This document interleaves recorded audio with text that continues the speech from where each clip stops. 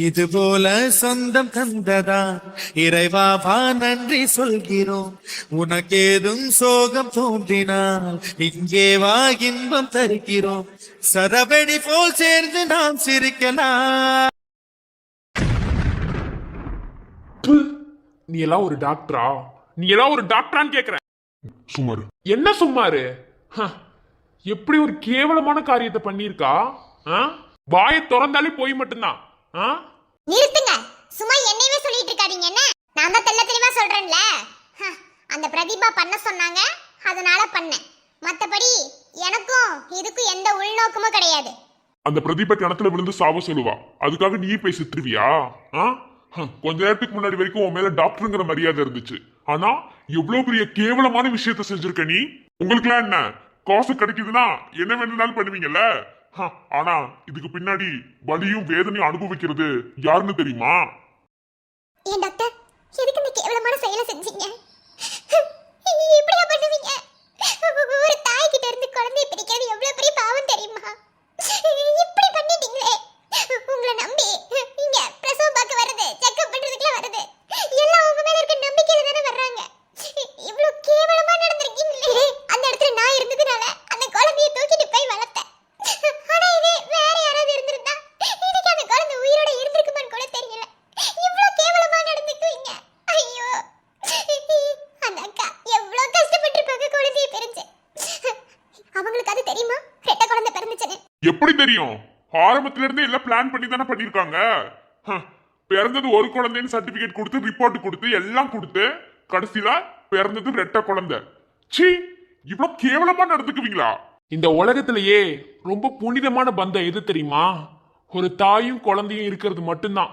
அதவே ரொம்ப கேவலமா சீ, சொல்லவே வாய் கூசுதுங்க. பாருங்க, என்கிட்ட இருந்து உங்களுக்கு என்ன உண்மை வேணுமோ அதை நான் சொல்லிட்டேன். இதுக்கு மேல நீங்களாச்சும் இந்த பிரதிபாவாச்சு. இது உங்க குடும்ப பிரச்சனை. ஆரம்பத்துல சொல்லும் போதே எல்லாத்தையும் நானே இப்படிதான் பண்ணுவேன்னு அவங்க கிட்ட சொன்னேன். ஆனா கேட்காம இப்ப நான் இந்த பிரச்சனைக்கு இன்வால்வ் ஆகுற வரைக்கும் இழுத்து விட்டுட்டாங்க. சும்மா நிறுத்துங்க டாக்டர். அவங்க சொன்னாங்கன்னா உங்களுக்கு எங்க போச்சு அறிவு? நீங்களும் ஒரு பொண்ணு தானே, நீங்களும் ஒரு குழந்தைக்கு அம்மா தானே. உங்க குழந்தைய இன்னொருத்தவங்க கிட்ட கொடுத்தா நீங்க பாத்துட்டு சும்மா இருப்பீங்களா? இப்ப அந்த தாயோட வேதனையும் பெத்தவங்க இல்லாம தவிக்கிற இந்த குழந்தையோட வேதனையும் உங்களால பார்க்க முடியுமா? இல்ல உங்களால அனுபவிக்க முடியுமா? அவங்க உங்க இடத்துல இருந்து பார்த்தாதான் அதோட வலி தெரியும். ஏய், இந்த ஹாஸ்பிட்டலே ரொம்ப கேவலமான ஹாஸ்பிட்டல். இப்படிப்பட்ட டாக்டர்ல இங்க வேலை செய்யணும் அவசியம் கிடையாது. நாளைக்கு ஏதாவது குழந்தைய கொண்டு கூட குழந்தைய பிறக்கவே இல்லைன்னு சொல்லியிருப்பாங்க. ஏன் உங்க குழந்தைய கூட உங்க கொண்டு வந்திருக்கலாம். Excuse me, enough. வாய்க்கு வந்ததா பேசாதீங்க. என்ன அந்த அளவுக்கு கேவலமா நடந்துக்க மாட்டேன். ஏன் ஒரு இடத்துல பணம் கிடைக்குதுன்னா யார் வேணாலும் என்ன வேணாலும் செய்வாங்க. என்ன நீங்க கூட அதை தான் செய்வீங்க. கரெக்டா டாக்டர், பணத்தை வாங்கிட்டு யார் வேணாலும் என்ன வேணாலும் பண்ணுவாங்க. ஆனா ஒரு அம்மாவை குழந்தை யாரும் பிரிக்க மாட்டாங்க. இப்படி பிரிச்சிருக்கீங்களே, இது என் அன்னைக்கு எவ்வளவு வலியை கொடுக்கும். என் அன்னைக்கு தெரியுமா தெரியாதா சொல்லுங்க. இது வரைக்கும் அவங்களுக்கு தெரிஞ்ச மாதிரி அவங்க காட்டிக்கல. ஆனா கொஞ்ச நாளாவே அவங்க ரொம்ப டிசப்பாயிண்டடா, ஏதோ ரொம்ப வெக்ஸ் ஆகி இருக்காங்க. மரியாதையை உண்மையை சொல்லுங்க, என் அன்னைக்கு தெரியுமா தெரியாதா? அவங்க பிரெக்னன்சி கன்ஃபார்ம் ஆனதுல இருந்தே அவங்களுக்கு எதுவுமே சொல்லலை. ஏன்னா அப்பையிலேருந்தே பிரதிபா என்கிட்ட சொல்லி இதெல்லாம் பண்ண சொன்னாங்க. ஸோ கடைசி வரைக்குமே தெரியாது. ஆனால் இப்போ கொஞ்ச நாளைக்கு முன்னாடி பிரதிபாவே ஹாஸ்பிட்டல் மூலியமா அவங்களுக்கு 2 குழந்தை பிறந்துச்சுன்னு சொல்ல வச்சாங்க. ஐயோ, ஏங்க இப்படி தப்பு மேல தப்பு பண்ணிருக்கீங்க? தெரியாம இருக்கும்போதே அந்த தாயோட வலி எப்படி இருக்கும்? இப்போ தெரிஞ்சதுக்கு அப்புறம் குழந்தை இல்லைன்னு அவங்க எவ்வளவு துடிப்பாங்க. ஏங்க இப்படி பண்றீங்க? ஐயோ, இது எவ்வளவு பெரிய பாவம் தெரியுமா? இதுக்கெல்லாம் கண்டிப்பா நீங்க அனுபவிக்கணும். இதுக்கு மேல இந்த ஹாஸ்பிட்டல் உங்களுக்கு வேலை கிடையாது. என்ன இப்ப வச்சு டாக்டர் பேசுறேன்.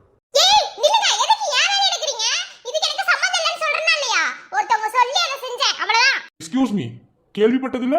தப்பு பண்ணவங்களை விட தப்புக்கு துணையா இருந்தவங்களுக்கு தான் தண்டனை அதிகம். என்ன உங்களை அவ்வளவு ஈஸியெல்லாம் நாங்க விட மாட்டோம். இவ்வளவு கேவலமான ஒரு டாக்டர் இந்த ஹாஸ்பிட்டலுக்கு அவசியம் கிடையாது. நாளைக்கு வேற யாரும் வந்தா இதே தப்பு தான் நீங்க பண்ணுவீங்க. இதுக்கு கரெக்டா ஒரு முடிவு எடுக்கணும். அண்ணா வாங்கண்ணா, ஜீப் டாக்டர் போலாம். டேய் அமைதியா இருங்க. கண்டிப்பா உங்களுக்கு இங்க வேலை கிடையாது. என்ன நாங்க இதுக்கு என்ன பண்ணணுமோ அதை பண்ணுவோம். ஆனா இப்போ என் அண்ணி கூட அவங்களோட குழந்தைய சேர்த்து வைக்கணும். என்ன சோ நீங்களும் வந்துதான் ஆகணும். ஏன்னா நீங்க தானே அத்தனை வேலையை செஞ்சிருக்கீங்க. எந்திரிங்க, எங்க கூட வாங்க. ஏய், எதுக்கு என்ன இன்வால்வ் பண்றீங்க? உங்களுக்கு தேவை உண்மை, அத நான் சொல்லிட்டேன். அவ்வளவுதான். மத்தபடி நீங்களாச்சும் இந்த பிரதிபா வச்சு என்னமா பண்ணுங்க. ஏய், இதுக்கு மேல பேசிட்டு இருக்க மாட்டேன். ஒட்டிச்சு மூஞ்சலா ஒட்டச்சு விட்டுருவேன். என்ன கூப்பிடுறோம்ல, எந்திரி மேல. இல்லனா நான் உன்னை ட்ரீட் பண்ற விதமே வேற மாதிரி இருக்கும். என்னை பத்தி உனக்கு தெரியாது. எந்திரி. டேய் அமைதியாரு, எந்திரிங்க எந்திரிங்க. ஒரு பொண்ணுங்கிறதுனாலதான் இவ்வளவு தூரம் பொறுமையா பேசிட்டு இருக்கோம். இதே உங்க இடத்துல ஒரு ஆம்பளை இருந்திருந்தா இங்க நடக்கிறதே வேற. எந்திரிங்க. நீங்க பாருங்க, அவ்வளவுதான் டாக்டர். இது வரைக்கும் நீங்க பண்ணது போதும் டாக்டர். இதுக்கு மேலயாவது அந்த தாய் குழந்தைய ஒண்ணு சேரணும். தயவு செஞ்சு எந்திரிச்சு வாங்க, உங்களை கெஞ்சி கேக்குறேன் ப்ளீஸ். பவானி ப்ளீஸ், எதுக்கு இவங்க கிட்ட எல்லாம் கெஞ்சிட்டு இருக்கீங்க? இப்படி கேவலமான ஆட்கள் கெஞ்ச வேண்டிய அவசியமும் கிடையாது. ஏய் எந்திரிச்சு வர போறியா இல்லையா? எக்ஸ்கியூஸ் மீ, இருங்க. வாங்க டாக்டர் வாங்க, உங்களை எதிர்பார்த்துட்டு இருந்தேன். என்னாச்சு? என்ன ப்ராப்ளம்? ஏன் ஸ்டெல்லா கிட்ட இவ்வளோ ஹார்ஷா பிஹேவ் பண்ணிட்டு இருக்கீங்க? டாக்டர், எங்க எல்லாத்தையும் பத்தி உங்களுக்கு தெரியும்ல. சொல்ல போனா எங்க ஃபேமிலியோட முக்கியமான டாக்டர் நீங்க. என்ன இன்னைக்கு எங்க ஃபேமிலியில ஒரு பெரிய ப்ராப்ளம் வந்திருக்கு. அதுக்கு காரணமே இது உட்காந்துருக்காங்களே இவங்க தான். புரியல. Stella, what happened? டாக்டர், இல்ல அது டாக்டர், தப்பு பண்ணவங்க என்னைக்குமே உண்மையை ஒத்துக்க மாட்டாங்க. ஏன்னா அது பரம்பரை புத்தி, அது எப்போதுமே மாறாத ஒண்ணு. பாருங்க டாக்டர், இந்த ஹாஸ்பிட்டலுக்கு சீஃப் டாக்டர் நீங்க தானே? ஆமா, நானும் ரேவதி மேமும். ஏ டாக்டர், உங்க ஹாஸ்பிட்டல் ரொம்ப கேவலமான கண்டிஷன்ல போனா உங்களால அக்செப்ட் பண்ணிக்க முடியுமா? சொல்லுங்க. இல்ல உங்க ஹாஸ்பிட்டல்ல பணத்தை வாங்கிட்டு ஒருத்தவங்க தப்பு செய்யறாங்கன்னா அதை தான் அக்செப்ட் பண்ணிக்க முடியுமா? நோ நோ நோ, எனக்கு ஒண்ணுமே புரியல. என்ன பேசுறீங்க? டாக்டர், ஒருத்தவங்க கிட்ட கை நீட்டி காசு வாங்கி ஒரு தாயும் குழந்தையும் அது உட்காந்துருக்காங்களே, அவங்க பிரிச்சு வச்சிருக்காங்க. வாட்? ஸ்டெல்லா, என்னது இது? டாக்டர், இல்ல டாக்டர், அது ஸ்டெல்லா, இந்த ஹாஸ்பிட்டல்ல நீங்க அடுத்த சீஃப் டாக்டரா வர்றதுக்கு அத்தனை வேலையும் பாக்குறீங்க நான் நினைச்சேன். ஆனா என்னது இது? டாக்டர், அவங்கள போய் சொல்றாங்க. ஏய், எவரே போய் சொன்னா? இப்பதான் உண்மையை சொன்னேன். இப்ப என்ன டாக்டர் வந்தோனையும் உன் வேலைக்கு என்ன இது போய் உட்காந்து பேசிட்டு இருக்கியா? டாக்டர், எனக்கு கோவம் உச்சத்துக்கு ஏறுது டாக்டர். நான் என்ன பண்ணுவேன்னு தெரியாது. Please please Mahesh, cool cool இருங்க. நான் என்னன்னு கேட்குறேன். சரண், நீங்கள் சொல்லுங்க. டாக்டர், சம்மந்தப்பட்ட நானே சொல்கிறேன்.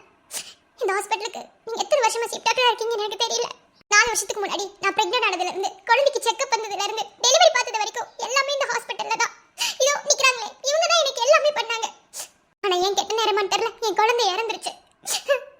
இதே ஹாஸ்பிட்டலில் அன்னைக்கு ஒரு இன்டர்ன் டாக்டர் இல்லாமல், சீனியர் டாக்டர் இல்லாமல் இவங்க ஒரு ஆள் மட்டும் 2 டெலிவரி பார்த்தாங்க. அதுல இதோ நிக்கிறாங்களே, இவங்களோட அன்னைக்கும் டெலிவரி பார்த்தாங்க. அவங்களுக்கு ட்வின்ஸ் டாக்டர். ஒருத்தவங்க கிட்ட கை நீட்டி காசு வாங்கி அந்த 2 குழந்தையில ஒரு குழந்தைய பிரிச்சு குப்பை தொட்டியில போட்டாங்க டாக்டர்.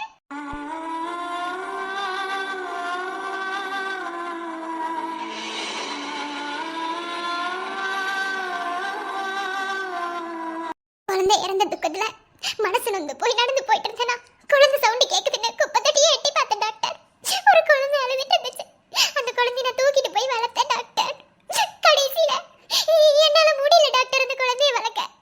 ஏன்னா என் மனசு உறுத்துச்சு. கண்டிப்பா இந்த குழந்தையோட அப்பா அம்மா அந்த குழந்தைய நினைச்சு ஏங்குவாங்கன்னு எனக்கு தோணுச்சு டாக்டர். அதுக்குள்ள என்னென்னமோ நடந்து இன்னைக்கு இங்க வந்து நிக்கிறேன் டாக்டர். ஆனா அன்னைக்கு இவங்க மட்டும் அந்த குழந்தைய தூக்கி குப்பை தொட்டியில போடலன்னா உண்மையான அப்பா அம்மா கிட்டே அந்த குழந்தை சந்தோஷமா இருந்திருக்கும். அது மட்டும் இல்ல டாக்டர், ட்வின்ஸ்னு வந்தவங்கள சிங்கிள் குழந்தைன்னு சொல்லி ஏமாத்திருக்காங்க டாக்டர். இவ்ளோ கேவலமான செயலை செஞ்சிருக்காங்க டாக்டர். போதுமா டாக்டர், போதுமா? ஸ்டெல்லா, என்னது இது? இல்ல டாக்டர், அது இந்த தொழில் எவ்வளோ புனிதமானது தெரியுமா? இந்த உலகத்தில் சாக கிடக்கிறவங்கள கூட காப்பாற்றுறது தான் நம்ம தொழில். என்ன, எல்லாரும் நம்மளை கடவுள்னு சொல்லுவாங்க. கடவுள்னு சொன்ன பேரை வாங்கின நம்ம எவ்வளோ கேவலமான பேர் எடுத்து வச்சுருக்கீங்கன்னு தெரியுதா? எவ்வளோ பெரிய கேவலமான விஷயத்த செஞ்சுருக்கீங்க நீங்கள். ஒரு குழந்தைகிட்ட இருந்து ஒரு அம்மாவை பிரிச்சிருக்கீங்க. அதை கூட விடுங்க, அதை விட மெயினான விஷயம்னா ப்ரெக்னென்ட் டெஸ்ட் எடுக்க வந்தவங்கள ட்வின்ஸுன்ற குழந்தைய மறைச்சு சிங்கிளாகவே அவங்களுக்கு ரிப்போர்ட் கொடுத்ததுலேருந்து, அவங்களுக்கு ஸ்கேன் பண்ணதுலேருந்து, கடைசியில் டெலிவரி பார்த்த வரைக்கும் கரெக்டாக ஃபாலோ பண்ணியிருக்கீங்க. இதெல்லாம் ஹாஸ்பிட்டல் லாகில் போட்டு வச்சுருந்தீங்களா? இது எவ்வளோ பெரிய க்ரைம் தெரியுமா? இப்போ சொல்கிறேன், இந்த ஹாஸ்பிட்டலுக்கும் உங்களுக்கு எந்த சம்மந்தமும் கிடையாது. என்ன, you are dismiss. Doctor, doctor please doctor, அப்படி சொல்லாதீங்க டாக்டர். இந்த வேலையை வச்சு தான் என் குடும்பமே இருக்கு. இந்த வேலையை வச்சு தான் உங்க குடும்பம் இருக்கா? அப்போ இந்த தொழில நீங்க எப்படிங்க இருந்திருக்கணும்? ஒரு குழந்தையோ அம்மாவை பிரிக்கிற தொழில் தான் உங்க தொழிலா? உங்களை மாதிரி கேவலமான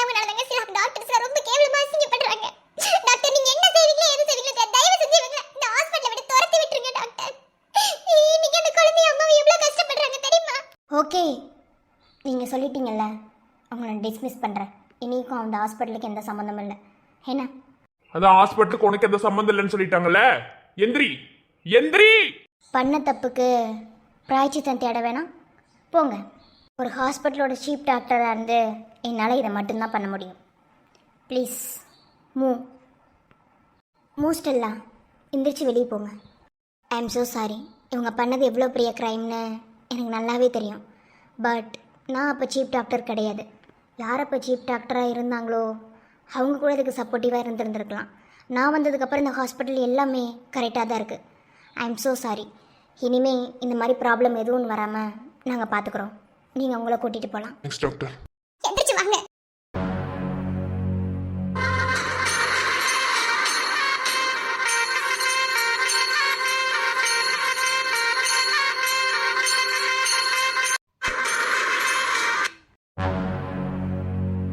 டேய் எதுக்குடா இங்க கூட்டிட்டு வந்தீங்க? அண்ணா இருங்க, எதுக்கு கூட்டிட்டு வந்தேன்னு இன்னும் கொஞ்ச நேரத்துல தெளிவா சொல்றோம். என்னங்கடா, உங்களுக்கு இந்த வீட்டுக்கு தான் சம்பந்தமே இல்லையே, அப்புறம் எதுக்குடா எல்லாரும் ஒண்ணு கூடி வந்திருக்கீங்க? ஏய் வேணாம், ஏதாவது பேசுன அவ்வளவுதான் பாத்துக்கோ. ஹம். ப்பு, நீ எல்லாம் ஒரு பொம்பளையான்னு கேக்குற. சரண் என்னாச்சு? என்ன ஆகணும் சஞ்சய்? இவ்வளவு மாதிரி இந்த உலகத்துல நான் யாரையுமே பார்த்தது கிடையாது. கொழுந்தனாரி, என்ன பிரச்சனை? அம்மா பவானி, இத்தனை நாள் நீ எங்க இருந்த? இப்போ வந்திருக்க, ஒண்ணுமே புரியல. எல்லாரும் கத்துறீங்க, எதுக்கு இவகிட்ட வந்து கத்துறீங்க? ஒண்ணுமே புரியல. சரண், ஏதாவது பிரச்சனையா? எதுக்கு எல்லாத்தையும் வர சொல்லியிருக்க? என்னங்கடா, காலையில எல்லாரும் ஒட்டுக்கா போனீங்க, இப்ப என்னமோ இவகிட்ட இங்க கூட்டிட்டு வந்திருக்கீங்க நம்ம வீட்டுக்கு. என்ன? டேய் ஏதாவது பிரச்சனைனா சொல்லுங்கடா. இப்படி எல்லாரும் ஒட்டுக்கா வந்து நின்னீங்கன்னா? ஏய், என்னடி நடக்குதுங்க? எனக்கு என்ன தெரியும்? வர சொன்னாங்க, வந்துட்டோம். எனக்கு ஒன்றும் புரியல. கண்டிப்பா ஏதோ சம்பவம் நடக்க போகுதுன்னு மட்டும் நினைக்கிறேன். சரண் நேத்தே சொன்னல, நாளைக்கு எல்லாமே சரியாயிடும்னு. இப்போ எதுக்கு சம்மந்தமே பிரதிபா கிட்ட கூட்டிட்டு வந்திருக்கான்? என்ன நடக்குது? ஒண்ணுமே புரியலல்ல. பிகே ஹாஸ்பிட்டலுக்கும் உனக்கும் என்ன சம்பந்தம்? என்ன ஏன்ட்ட வந்து கேக்குற? என்னமோ அந்த ஹாஸ்பிடல் நான் வச்சு நடத்திட்டு இருக்க மாதிரி. எனக்கு எதுவும் தெரியாது. ஏய் கேவலமா நடிக்காத. என்ன உன் முகரையிலே தெரியுது, மூஞ்ச பாரு. இங்க பாரு, பவானிய பார்த்தே உனக்கு எல்லாமே தெரிஞ்சிருக்கும். என்ன, அதை விட நாங்க எல்லாரும் மொத்த குடும்பமா இங்க வந்திருக்கிறத பார்த்தும் உனக்கு எல்லாமே புரிஞ்சிருக்கும். நீயா வாயை திறந்து உண்மையை சொல்லிரு. என்ன, இதுக்கு மேல மறைச்சு உன்னால எதுவும் பண்ண முடியாது. உனக்கு பவானி யாருன்னு தெரியாது? தெரியாது. ஐயோ, தயவு செஞ்சு என்ன நடக்குதுன்னு கொஞ்சம் சொல்றீங்களா? எதுக்கு நாம எல்லாத்தையும் கூட்டி வந்து இவகிட்ட நின்னுட்டு இருக்கீங்க? ஏன், இவளை பத்தி உங்களுக்கு தெரியாதா? ஆதிராக்கா, தெரிஞ்சது நடந்தீங்க வந்து. டேய் என்னடா பேசிட்டு இருக்கீங்க? ஒண்ணுமே புரியலடா. இன்னும் கொஞ்ச நேரத்துல புரியும்னா, புரியறவங்க புரியற மாதிரி எடுத்து சொல்லுவாங்க. இங்க பாரு, கண்டிப்பா இப்ப நாங்கெல்லாம் எதுக்கு இங்க வந்திருக்கோன்னு உனக்கு தெரிஞ்சிருக்கோம். நீ இப்ப சொல்லலன்னு வச்சுக்கோயேன், அப்புறம் உன் வாயில இருந்தே உண்மையை நான் வர வைப்பேன். எப்படி வசதி? சீ, நானும் எத்தனையோ பொண்ணுங்களை பார்த்திருக்கேன் உலகத்துல, ஆனா ஒன்ன மாதிரி கேவலமான ஒருத்திய எங்கேயுமே பார்த்தது இல்ல. சஞ்சய், பிரதீபா உங்க ஒய்ஃப் தான், ஆனா எங்களோட கோபம் எவ்வளவு உச்சத்துக்கு இருக்கு, அது எவ்வளவு நியாயமானதுன்னு எங்களுக்கு மட்டும்தான் தெரியும். சோ உங்க பொண்டாட்டிய நாங்க மரியாதை இல்லாம பேசுறோம்னு நீங்க எதுவும் நினைச்சுக்க வேணாம். இல்ல, கண்டிப்பா நீங்க எல்லாரும் இவ்வளவு கோவத்தோட வந்திருக்கீங்கன்னா இவ தப்பு பண்ணிருப்பா. உங்களோட கோபம் ரொம்ப நியாயமானதா இருக்கும். நீங்க என்ன வேணாலும் பேசிக்கோங்க. இங்க பாருங்க பிரதீபா, நாங்கள எதுக்கு இங்க வந்திருக்கோன்னு உங்களுக்கு நல்லாவே தெரியும். தயவு செஞ்சு இதுக்கு மேலே பாவம் பண்ணாதீங்க. உண்மையை சொல்லுங்க. வர்ற கோபத்துக்கு அடிச்சு மூஞ்ச உடைக்கணும் தான் வந்தோம். ஆனா பொறுமையா பேசணும்னு எங்களுக்குள்ளேயும் நாங்க கட்டுப்படுத்திக்கிட்டு இருக்கோம். தயவு செஞ்சு உண்மையை சொல்லிடு. என்ன இப்போ உங்களுக்கு என்ன உண்மை வேணும்? சொல்லுங்க. இங்க பாரு, இந்த கோபப்பட்டு கத்துற வேலையில எங்க கிட்ட வேணாம். என்ன, இதுக்கெல்லாம் வேற வேலை பாரு. எதுக்காக நான் இங்க வந்திருக்கோன்னு உனக்கு நல்லாவே தெரியும். என்ன, மதிச்சு மரியாதையா கேக்குறேன், சொல்லு. இங்க பாருங்க, தயவு செஞ்சு என்னன்னு சொல்லிட்டு பேசுங்க. ஒண்ணுமே புரியல. இருங்க, நீ சம்பந்தப்பட்டவங்க வாயை திறப்பாங்க. அப்படி இல்லைன்னா வாயை திறக்க வச்சிடலாம். இப்ப கடைசியா ஒரு தடவை கேட்கிறேன், உன்னால சொல்ல முடியுமா? இல்ல சம்பந்தப்பட்டவங்களை கூட்டிட்டு வந்தா நீ சொல்லுவியா? யார வேணாலும் கூப்பிடு. என்ன தப்பு பண்ண? எல்லாரும் அண்ணன் தம்பிங்களா ஒண்ணா வந்து வீட்டுக்குள்ள வந்து நின்னுட்டு நீங்க பேசினா நான் ஏதாவது சொல்லுவேனா? நீ தப்பு பண்ணதுனாலதான் வாயை மூடிட்டு அமைதியா நிக்கிற. இல்லனா இந்நேரம் உன்கிட்ட இருந்து பதில் வந்திருக்கும். நீ சொல்ற மாதிரி இல்ல. வாசு, விஜய், இவங்க நமக்கு பிரசவம் பார்த்த டாக்டர்ல ஸ்டெல்லா. ஆமா, இவங்க எதுக்கு இங்க நிக்கிறாங்க? இவளா? இங்க பாரு, இவங்கெல்லாம் வந்து இங்க கேட்கறத பார்த்தா கண்டிப்பா ஆதிராவோட குழந்தை விஷயத்தை பத்தி தான் பேச வந்திருக்காங்கன்னு எனக்கு தோணுது. இதுதான் உனக்கு கிடைச்சிருக்க ஒரு நல்ல சான்ஸ். இதை யூஸ் பண்ணியாவது உண்மையை சொல்லிடு. நீ உன் வேலையை பாரு. இவங்க ஆதிராவுக்கு பிரசவம் பார்த்த டாக்டர்ல? அத்த, சந்தியா கூட அதே ஹாஸ்பிட்டல்ல தான் சேர்த்தோம். அங்கதான் சந்தியாவுக்கு குழந்தை பிறந்துச்சு. சந்தியாவுக்கு ரிப்போர்ட் எழுதும் போது இவங்க தான் எழுதி கொடுத்தாங்க. இப்ப எதுக்கு இவங்கள கூட்டிட்டு வந்திருக்கான்? இவனுக்கு என்னதான் பண்றானுங்க ஒண்ணுமே புரியல. இங்க பாருங்கடா, மண்டையை வெடிக்க வைக்காதீங்க. என்னன்னு தயவு செஞ்சு சொல்லுங்கடா. எம்மா என்னத்தமா மறைச்ச நீ சொல்லு. இருங்கப்பா, இன்னும் கொஞ்ச நேரத்துல வெளியே வரும். என்ன டாக்டர், இப்போ சொல்றீங்களா? இப்போ உனக்கு ஞாபகம் வந்திருக்கும்ல, நாங்க இந்த விஷயத்த பத்தி உங்ககிட்ட பேச வந்திருக்கோன்னு. இப்பவாது சொல்றியா இல்ல டாக்டர் விட்டு சொல்ல வைக்கவா? எனக்கு இந்த டாக்டர் யாருன்னே தெரியாது. ஏய், யாருனே தெரியாதா? வேணாம், இங்க பாரு. டேய் அமைதியாரு. ஏமா இந்த அளவுக்கு எல்லாத்தையும் பண்ணிட்டு எப்படி உன்னால இவ்வளவு ஈஸியா இருக்க முடியுது? நீயும் ஒரு பொண்ணு தானே? இல்ல உணர்வே இல்லாம இருக்கிற ஜந்துவா நீ? Excuse me. ஏய் பிரதிபா, இங்க என்ன நடக்குது? நீ என்ன மறைக்கிற? இவங்களே என்னென்னமோ சொல்றாங்க. அவங்க எனக்கு பிரசவம் பார்த்த டாக்டர். அவங்களுக்கு உனக்கு என்ன சம்பந்தம்? ஐயோ, இங்க என்ன நடக்குது? தயவு செஞ்சு சொல்லுங்க. வேர்க்கனே மனசு நொந்து போயிருக்கேன். தயவு செஞ்சு சொல்லுங்க. ஹாஸ்பிட்டல்ல என்ன சொன்னீங்களோ அதை அப்படியே இங்க சொல்லுங்க. எதையாவது மாத்தி பேசுனீங்க அவ்வளவுதான். சொல்லுங்க. உங்களுக்கு வேற ஆப்ஷனே கிடையாது. கையும் களவும் மாட்டியாச்சு. தயவு செஞ்சு இதுக்கு மேலேயாவது மனிதாபிமானத்தோட இருக்கணும்னு நினைச்சா சொல்லுங்க. சரி, ஓகே. பிரதிபா, 4 வருஷத்துக்கு முன்னாடி நடந்த விஷயம் உங்களுக்கு எதுவுமே ஞாபகத்தில் இல்லையா? நீங்கள் ஒரு விஷயத்த பண்ண சொல்லி நான் பண்ணனே, மறந்துட்டீங்களா? இல்லை மறைச்சு வச்சிருக்கீங்களா? இப்போ பதில் சொல்லு. பதில் வரல, வர வேணாம். முழுசா சொல்லி முடிக்கிட்டோம், அதுக்கப்புறம் நீ பதில் சொல்லு. இங்கே பாருங்க பிரதிபா, என்னை மன்னிச்சிருங்க. எனக்கு வேற வழி தெரியல. நீங்கள் எனக்கு எந்த இடத்துலையும் எதுவும் பண்ணலை. ஆனால் இப்போ நான் மாட்டிக்கிட்டேன். அதையும் தாண்டி இப்போ என் வேலையும் கிடையாது. இதுக்கு மேலே நான் பாவம் பண்ணணும்னு நினைக்கல. நான் உண்மையை சொல்லிடுறேன். 4 வருஷத்துக்கு முன்னாடி நடந்த ஒரு விஷயம். ஆதிரா, சொல்லுங்க டாக்டர். நீங்கள் ப்ரெக்னென்சி கன்ஃபார்ம் பண்ண வந்ததுலேருந்து உங்களுக்கு டெலிவரி பார்த்து குழந்தை பெற்றெடுக்கிற வரைக்கும் எல்லாமே நான் தான் பார்த்துக்கிட்டேன். முதல்ல உங்கள் விஷயத்தில் நான் பண்ண தப்பு உங்களுக்கு ட்வின்ஸுங்கிறத மறைச்சது. ட்வின்ஸா? என்ன சொல்றீங்க? ட்வின்ஸா? ஏய் சந்தியா, என்னடி இது புது குழப்பமா இருக்கு. மறைச்சிங்களா? அப்போ நீங்க தான் வேணும்னே மறைச்சிங்களா? டாக்டர் என்ன சொல்றீங்க? பொறுங்கண்ணா, இன்னும் முழுசா சொல்லி முடிக்கிட்டோம். அப்பனாதான் உண்மை முழுசா வெளியே வரும். என்ன பிரதீபா? ஆரம்பத்துல இருந்தே நீங்க செக்கப் வர ஒவ்வொரு டைமும் நான் உங்களை வெளியே அனுப்பிட்டு உங்கள் ஒய்ஃபுக்கு கான்சியஸ்லே இல்லாதபடி மெடிசன்ஸ் கொடுத்து தான் ஸ்கேன் பண்ணுவேன். உங்கள் ஒய்ஃப் ப்ரெக்னெண்ட்டாக இருந்தது ரெட்டை குழந்தைக்கு. அதுக்கப்புறம் எப்பயும் போல் நார்மலாக இருக்க மாதிரி ஒரு குழந்தை தான் இருக்குது அப்படின்னு ரிப்போர்ட் க்ரியேட் பண்ணி கொடுப்பேன். இதே மாதிரி தான் டெலிவரி வரைக்கும் நான் பண்ணிகிட்டு இருந்தேன். டெலிவரியும் ஆச்சு, 2 குழந்தை பிறந்துச்சு. அதில் உங்களுக்கு ஒரு குழந்தை தான் பிறந்துச்சுங்கிற மாதிரி ரிப்போர்ட் எடுத்தேன். இன்னொரு குழந்தைய சொல்லுங்க. இன்னொரு குழந்தை எங்க?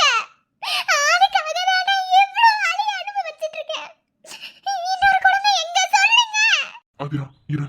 டாக்டர், இனி மறைச்சு நீங்க எதுவும் பண்ண முடியாது. சொல்லுங்க. இன்னொரு குழந்தைய ஹாஸ்பிட்டலோட குப்பை தொட்டியில போட்டுட்டேன்.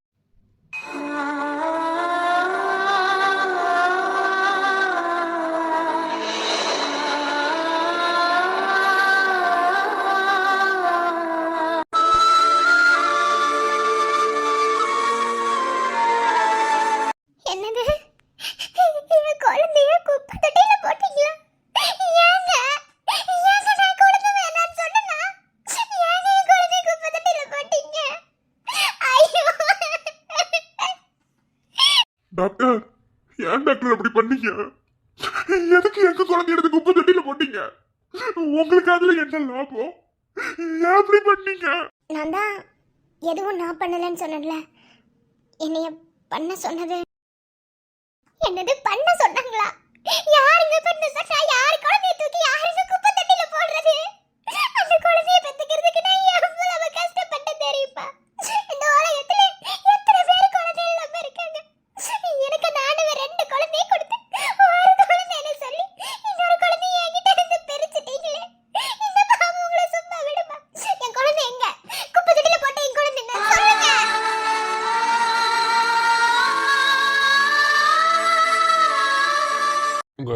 மூத்த பையனோட ஜாதகப்படி அந்த பையனுக்கு ரெட்டை குழந்தை பிறந்திருக்கணுமே. ஏம்மா என்னமா சொல்ற நீ? என்ன சொல்ற? போதும், இதுக்கு மேல நான் சொல்றேன். என்னது நீ சொல்றியா? ஏய் என்ன நீ சொல்ற? விஜய் இருங்க, அவ சொல்லுவான். சொல்லு பிரதீபா சொல்லு. அந்த டாக்டர் சொன்னதெல்லாம் உண்மைதான். ஆதிராவுக்கு 2 குழந்தை பிறந்துச்சு. அதில் ஒரு குழந்தை தான் ஆதிரா கிட்ட இருந்துச்சு. இன்னொரு குழந்தையா நான் தான் அந்த டாக்டர் கிட்ட காசு கொடுத்து குப்பை தொட்டியில் எடுத்து போட சொன்னேன். அண்ணி அண்ணி இருங்க, முழுசா உண்மை வெளியே வரட்டும். சொல்லு.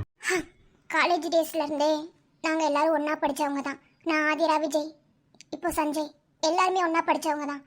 அப்போது நான் விஜய் ஒன் சைடாக லவ் பண்ணேன். அந்த லவ் போய் அவங்கிட்ட நான் சொல்கிறதுக்கு முன்னாடியே ஆதிரா அவனை என்கிட்ட இருந்து பிரிச்சுட்டா. அண்ணி இருங்க அண்ணி, முழுசா சொல்லட்டும். சொல்லு. அப்பையில இருந்து என்னால ஆதங்கம் தாங்க முடியல. விஜய் என்னை விட்டு போயிட்டான் வலி மட்டும்தான் எனக்குள்ள இருந்துச்சு. இதோ நிக்கிறானே சஞ்சய், இவன் ஆயிரமும் ஒன் சைடா லவ் பண்ணான். 2 பேருமே ஒன் சைடா தான் லவ் பண்ணோம். ஆனா 2 பேத்துக்குமே துரதிர்ஷ்டவசமா நாங்க நினைச்சவங்க எங்களுக்கு கிடைக்கல. கல்யாணம் மாத்தி மாத்தி நடந்துருச்சு. என்னால அந்த வலியில இருந்து வெளியவே வர முடியல. இதுக்காக நான் விஜய அடையணும்னு ஆசைப்பட்டேன். ஆனா என்னால முடியல. ஏன்னா என்னோட காதலை விட ஆதிரா விஜய் மேல வச்சிருந்த காதல் தான் அவனுக்கு பெருசா தெரிஞ்சது. அதனால அவன் என் பக்கமே திரும்பி பார்க்கல. இது போக போக எனக்குள்ள இன்னும் கோபம் ஆயிடுச்சு. அந்த கோபத்துலதான் ஆதிராக்கு ட்வின்ஸ்னு தெரிஞ்சு ஆரம்பத்துல இருந்து டாக்டர் கிட்ட எல்லாத்தையும் ப்ராப்பரா பண்ண சொன்னது நான் தான். கடைசியில குழந்தைய தூக்கி குப்பை தொட்டியில போட சொன்னது நான் தான். ஏய் யாரோட குழந்தை தூக்கி யாரடி குப்பை தொட்டியில போடுறது? ஏடி உனக்கு எல்லாம் வெக்கமாவே இல்லையாடி? இங்க இங்க நாங்க 2 பேரும் குழந்தை இல்லாம எவ்வளவு தள்ளிக்கிறோம் தெரியுமா? பிறந்தது 2 குழந்தை, அதுல ஒரு குழந்தை தூக்கி குப்பை தொட்டியில வச்சிருக்க. அப்படி என்னடி கோபம் உனக்கு? என் மேலதான் கோபம். அது நீ ஏன்ட்ட காமிச்சிருந்திருக்க. நீ ஏன்டி எங்க குழந்தைய எங்க கிட்ட இருந்து பிரிச்ச? எங்க குழந்தை எங்கடி சொல்லு. எவ்வளவு துடிச்சேன் தெரியுமா? இவ்வளவு நாளா எனக்கு தெரியாம இப்ப என் குழந்தைய என்கிட்ட இருந்து பிரிச்சு எனக்கு 2 குழந்தைன்னு சொல்லி நானும் வனவா துடிக்க வச்சேன். ஏன் நீ இப்படி பண்ண? உனக்கு பலி வாங்கணும்னா நீ என்ன பலி வாங்கியிருக்கலாம்ல? ஏன் நீ என்கிட்ட இருந்து என் குழந்தைய பிரிச்ச?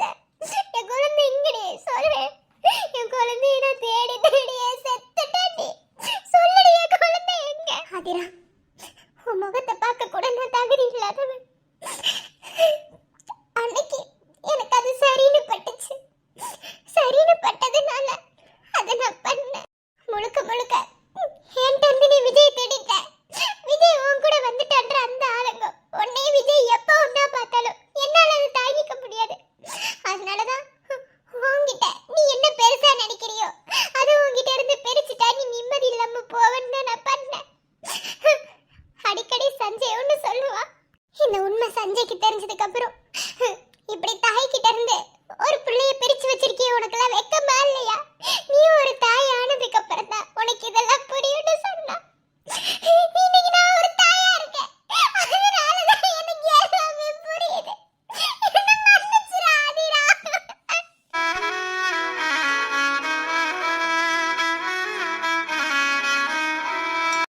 என்ன 2 பேருமே மன்னிச்சிருங்க. நான் பண்ணது உங்களுக்கு பெரிய துரோகம் தான். அன்னைக்கு என்னோட கோபம் என்ன அப்படி செய்ய வச்சிருச்சு. ஆனா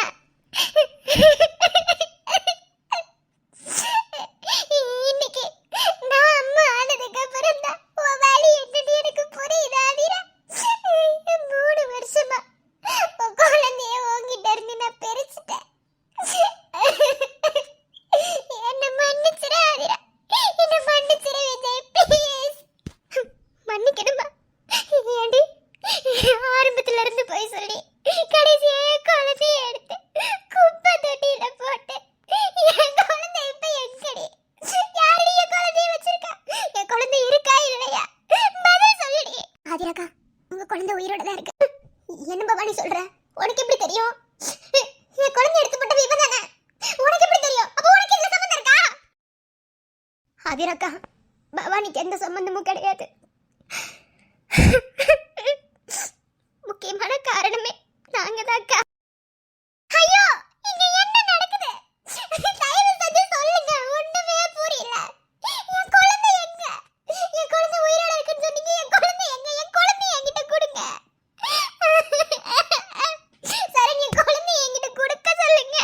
அண்ணி இங்க பாருங்க, குழந்தை உயிரோட தான் இருக்கா.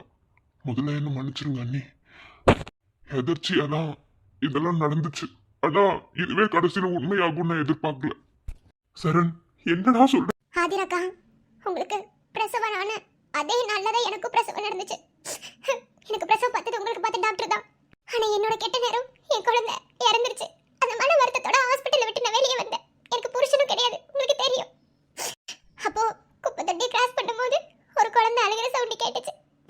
யாருன்னு பார்க்கும்போது தான் அது உங்க குழந்தை. ஐயோ, என் குழந்தை குப்பை தொட்டில.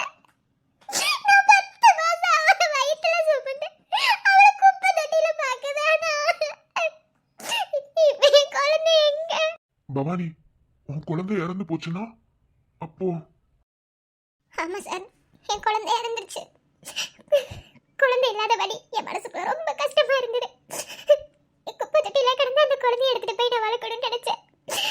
நான் தான் வளர்க்குறேன் அந்த குழந்தைய. சின்ன வயசுல இருந்து அவளுக்கு விவரம் தெரிஞ்சதுல இருந்து அவளுக்கு நான் தான் அம்மானு தெரியும்.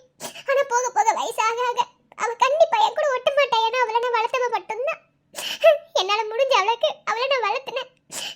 இங்க வந்து சரண் சார் ஆபீஸ்ல ஜாயின் பண்ணேன். இதெல்லாம் நடக்கணும்னு இருந்துச்சா இல்ல இதுதான் உண்மையான தெரியல.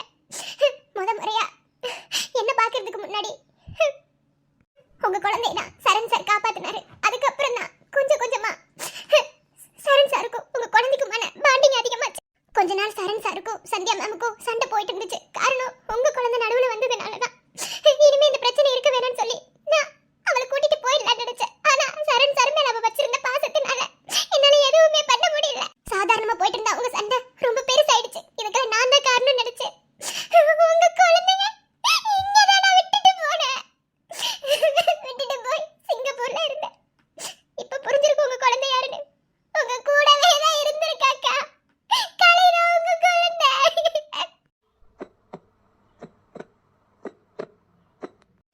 என்னது? கலை என் குழந்தையா? பவானி, என்ன சொல்ற? நிஜமாவே கலை என் குழந்தையா? என் குழந்தையா? ஆமா அண்ணி, கலை நம்ம வீட்டு பொண்ணு, உங்க குழந்தை. இதெல்லாம் விதியான தெரியல அண்ணி. யதார்த்தமா நடந்த விஷயம் தான் அண்ணி இதெல்லாம். கடைசியில இதுவே உண்மையா போகும்னு நினைக்கல. கலை கலையா?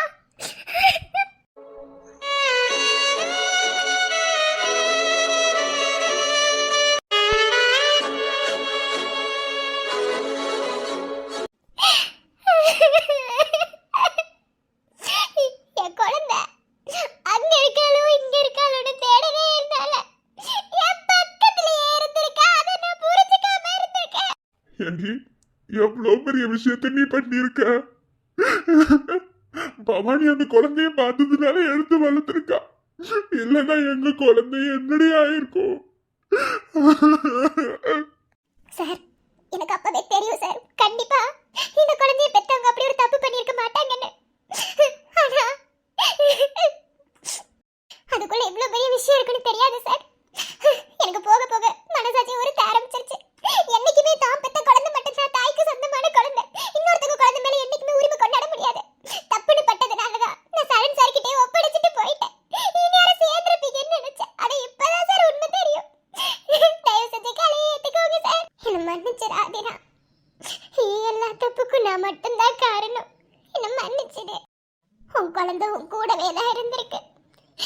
இது உனக்கு நான் தெரியப்படுத்தாமலே உன்னை ரொம்ப காயப்படுத்திட்டேன். இப்பதான் வாழ்க்கை என்னன்னு எனக்கு புரியுது. நான் நிறைய தப்பு பண்ணிட்டேன். இந்த வீடு கூட உங்களை ஏமாத்தி தான் நான் எழுதி வாங்கினேன். எல்லா தப்பையும் நான் ரியலைஸ் பண்ணிட்டேன்.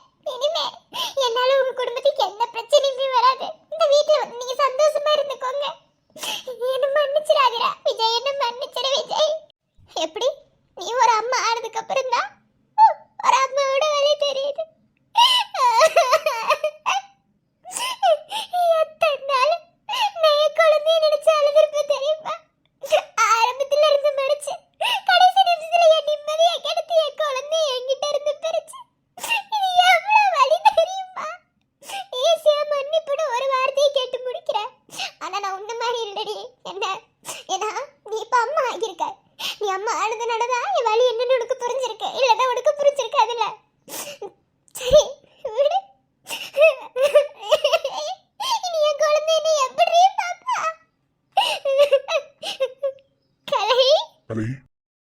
நேத்து என்கிட்ட சொன்னில உனக்கு யாரு மேல உன்னை பிடிக்கலன்னு, உன் அம்மா உன்னை கூப்பிடுறாங்க, போ. கலை அம்மா கிட்ட வா கலை, அம்மா கிட்ட வா.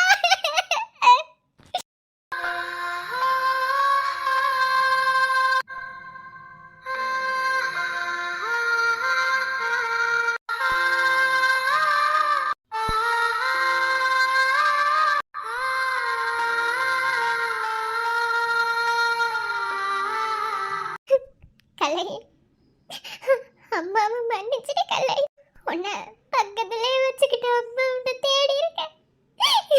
இந்த வயசுலயே 10 மாசம் ஒன்ன சுமந்தேன். அம்மாவை மன்னிச்சிடுமா. அம்மா கிட்ட வா கலை, அம்மா கிட்ட வாடா, வாடா செல்ல அம்மா கிட்ட. இனிமே அம்மா உன்னை தொலைக்க மாட்டேன். வா அம்மா கிட்ட வாடா.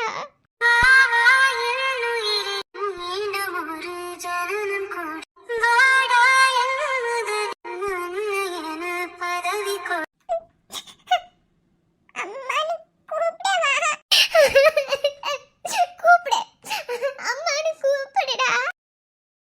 அம்மா ஐயோ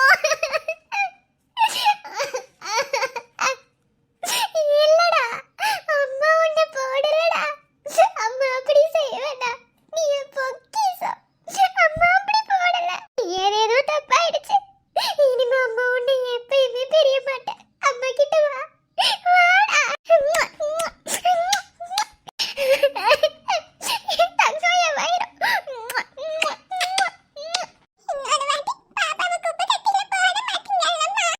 இல்லடா, இல்ல அம்மா போட மாட்டேன். அம்மா அம்மா உன்னை பத்திரமா வச்சுக்கிறேன். அம்மா இருக்கு உனக்கு. இனிமே கழுதானது இல்ல, உனக்கு அம்மா இருக்கு. தாய் பாசம் தாய் பாலம் என்னாலும் நீ தூங்க கிடைக்கவில்லையடா. பிறவே எடுத்தால் கூட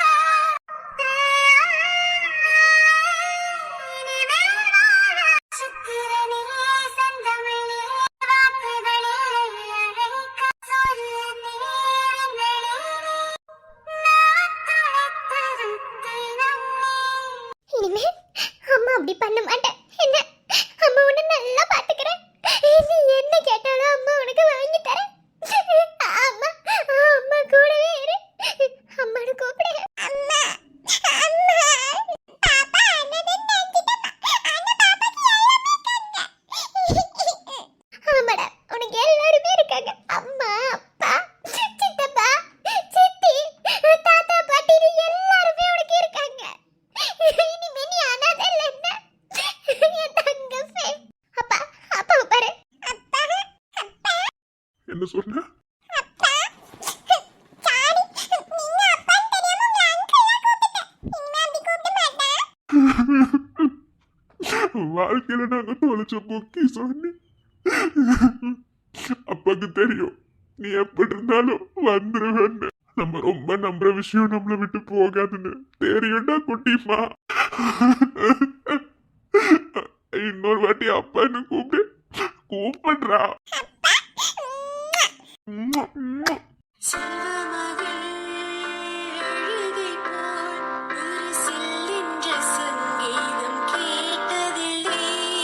பொன்மகளின் புன்னகை போல் யுகப்பூக்களுக்கு புன்னகைக்கத் தெரியவில்லை. என் பிள்ளை இட்டவைத்த நடையைப் போல இந்த இலக்கண கவிதையும் பிறந்ததில்லை. முத்துப்பல் திறக்கின்ற மழலை போல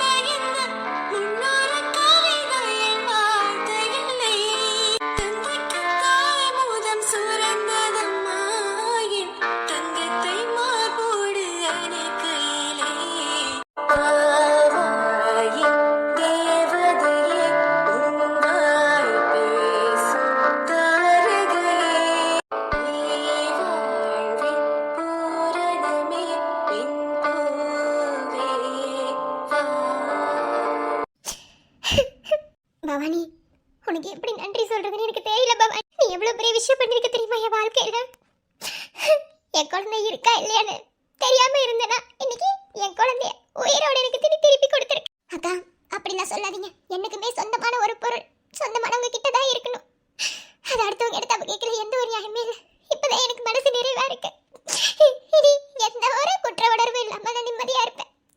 உங்க 4 பேத்தி இப்படி பார்க்கும்போது எனக்கு அவ்வளோ சந்தோஷமா இருக்கு. இந்த சந்தோஷம் எனக்கு போதும். சரண் சார், நான் வந்து வேலை முடிஞ்சிருச்சு சார். எனக்கு இந்த பார்த்த சந்தோஷமே எனக்கு போதும். நான் கிளம்புறேன் சார். அதிரக்கா ஒரே ஒரு டைம் கலைக்கு ஒரு புத்தம் கொடுத்துக்குவேன். ஏய், என்ன பேசுற? நான் இப்பதான் அவளுக்கு அம்மா. நீதான் அவளை வளர்த்த. நீதான் அவளுக்கு அம்மா. அவ உன் குழந்தை. கலைமா,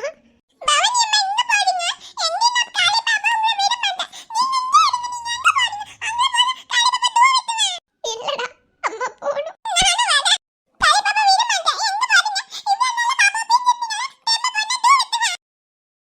இல்லடா, இதுக்கு மேல அம்மா கூட இருந்தா சரியா வராது. உன்னோட உண்மையான அப்பா அம்மா கிட்ட ஒண்ணு சேர்த்துட்டேன். அம்மாக்கு இந்த சந்தோஷமே போதும். இனி அம்மா கிட்ட இந்த உலகத்துல எதுவுமே இல்லை.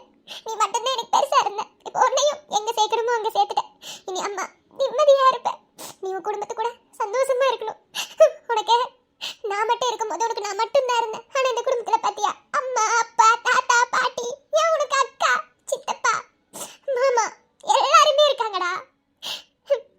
இதுதான் உனக்கு சொர்க்கம். நீ சந்தோஷமா இருப்ப. பவானி, என்ன பேசுற நீ? இன்னைக்கு எங்க குழந்தை உயிரோட இருக்குன்னா அதுக்கு முக்கியமான காரணமே நீதான். உனக்கு யாரும் இல்லைன்னு யார் சொன்னா? உனக்கு எல்லாருமே இருக்கும். இந்த வீட்டில் இருக்கவங்க எல்லாருமே உனக்கு சொந்தக்காரங்க. அப்படி இல்லைக்கா, கலைக்கு ஒரு உறவோட நான் இருந்தேன். இப்போ அந்த உறவும் எனக்கு இல்லை. ஏன்னா சொந்தமான உறவு நீங்கள் ஆயிட்டீங்க. உறவுன்னு சொல்லிக்க கூட எனக்கு யாரும் இல்லைக்கா. பரவாயில்ல. என்ன கல்யாணம் பண்ணிக்கிறீங்களா? டேய் கண்ணா, இல்ல மகேஷ், நான் சீரியஸாவே கேட்கிறேன். என்ன கல்யாணம் பண்ணிக்கிட்டியா? உங்களுக்கு ஒரு உறவு கிடைக்கும். இந்த குடும்பத்துல நீங்க இருக்கல. ஏன்னா இந்த குடும்பத்துல நானும் ஒருத்தன். நீங்களும் வந்துட்டா இந்த குடும்பம் ஒன்னாயும்ல. என்ன பேசுறீங்க? அதெல்லாம் சரியா வராது. ஏன் சரியா வராது? உங்களுக்கு நீ எந்த உறவு இருந்தாலும் சொன்னீங்க. என்ன கல்யாணம் பண்ணிக்கிட்டா உங்களுக்கு புருஷங்கிற உறவு வரும்ல. இந்த வீட்டுல நானும் ஒருத்தன் சொல்லிட்டேன். கல்யாணம் பண்ணிக்கோங்க. இல்ல, நான் ஏற்கனவே கல்யாணம் ஆனவன். வாழ்க்கை வாழ்றதுக்கு உண்மையான அன்பும் புரிதலும் இருந்தா போதும். உங்களோட பாஸ்டை பத்தி தெரிஞ்சுக்கிட்டு நான் வாழ்க்கை வாழ விரும்பல. ரெண்டுல ஒரு முடிவு சொல்லுங்க. என்ன கல்யாணம் பண்ணிக்கிறீங்களா?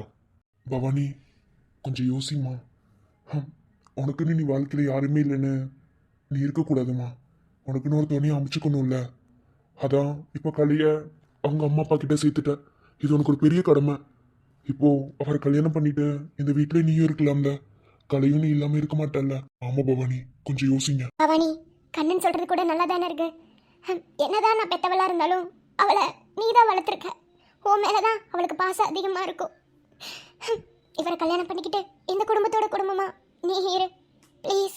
நான் இதை பேச தகுதியானவளான்னு எனக்கு தெரியல. ஏன்னா எல்லா தகுதியுமே நான் இழந்துட்டேன். இருந்தாலும் உங்க 2 பேர் வாழ்க்கையில நான் விளையாடிட்டேன்.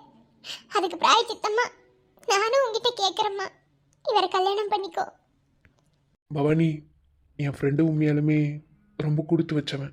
என்ன உன்னை கல்யாணம் பண்ணிக்கிறதுக்கு. தயவு செஞ்சு கல்யாணத்துக்கு ஒத்துக்கோ.